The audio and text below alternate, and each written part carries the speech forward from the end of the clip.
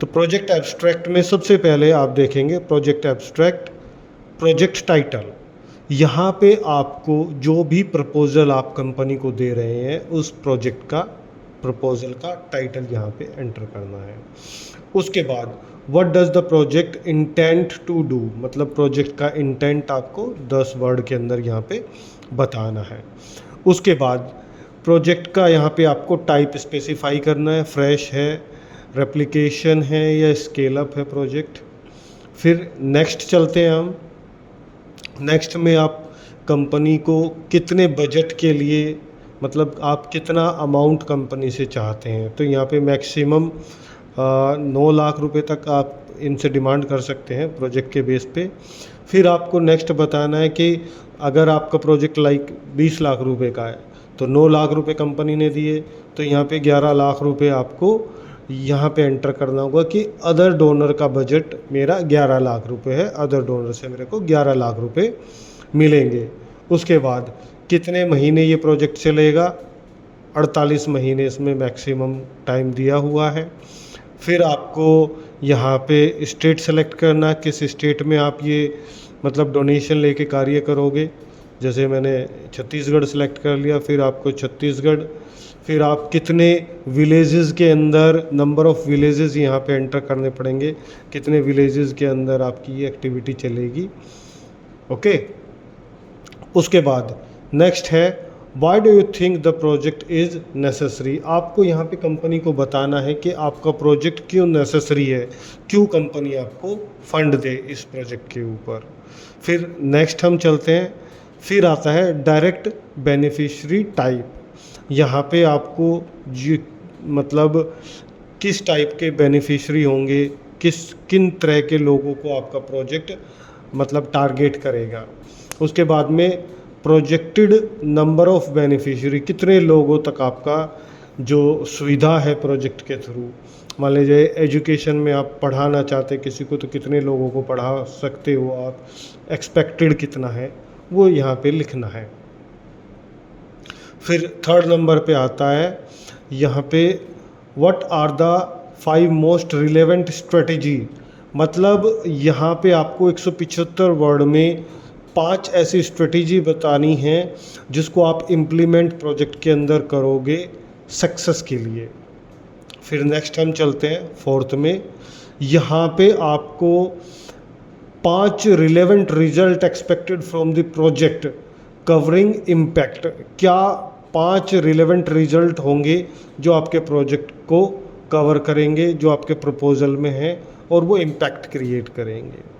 फिर next fifth में आते हैं हम। फिफ्थ में है जो टेक्नोलॉजी या नेचर बेस्ड सॉल्यूशन आप मतलब प्रोजेक्ट के अंदर इम्प्लीमेंट करोगे उसके बारे में आपको बताना है। सिक्स्थ में आते हैं does your organization have a global presence, मतलब आप इंटरनेशनली किसी से जुड़े हुए हो या कोई कार्य करते हो। अगर आप करते हो तो यस, नहीं तो आप नो कर सकते हैं। उसके बाद 7th नंबर पे आता है। 7th नंबर में जब हम देखेंगे तो इसमें है समन्वय सुनिश्चित करने के लिए क्या उपाय किए गए हैं, उसको आपको 50 वर्ड के अंदर बताना है। फिर 8th में आते हैं हम। 8 number what is the proposed exit strategy, मतलब आपको यहाँ पे एक स्ट्रेटजी बतानी है 50 वर्ड के अंदर। आपको अगर मिला हुआ सपोर्ट विड्रॉल हो जाता है तो इंडिपेंडेंटली आप उसको किस तरीके से प्रोजेक्ट को कवर करेंगे या फिर उससे एग्जिट करेंगे। उसके बाद 9th नंबर पे आता है, यहाँ पे आपकी एनजीओ से रिलेटेड, आपके कार्य से रिलेटेड कोई आर्टिकल, कोई वीडियो, कोई न्यूज़ अगर पोस्ट की गई है तो उसके लिए आप यहाँ पे 5 लिंक एंटर कर सकते हैं। उसके बाद नेक्स्ट चलते हैं हम। नेक्स्ट है बजट।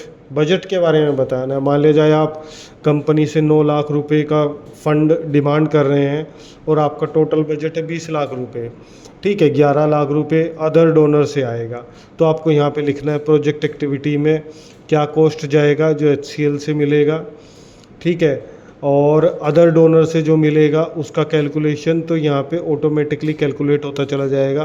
प्रोजेक्ट की सैलरी जो जाएगी वो HCL के फंड से कितनी जाएगी, अदर डोनर के पास से कितनी प्रोजेक्ट की सैलरी आएगी, प्रोजेक्ट इंफ्रास्ट्रक्चर में कितना खर्च होगा, तो जो HCL पैसा देगी उसमें से कितना लगाओगे और जो अदर डोनर का होगा उसमें से कितना लगाओगे, एडमिन मैनेजमेंट कॉस्ट में कितना पैसा जाएगा, सेम है डोनर से और HCL कंपनी से।